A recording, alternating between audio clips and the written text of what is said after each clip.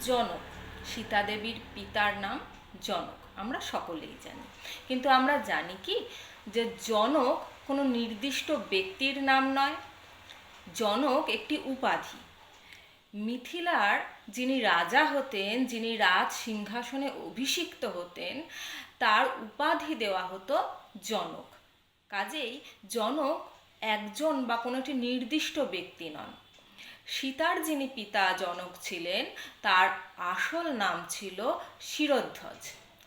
তার একটি ভাই ছিল, তার নাম ছিল কুশধ্বজ।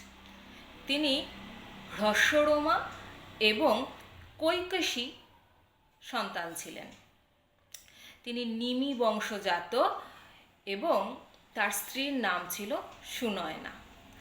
আমরা জনক সম্বন্ধে এই তথ্যগুলো ঠিক জানতাম কি না একটু কমেন্টে বলবেন কিন্তু।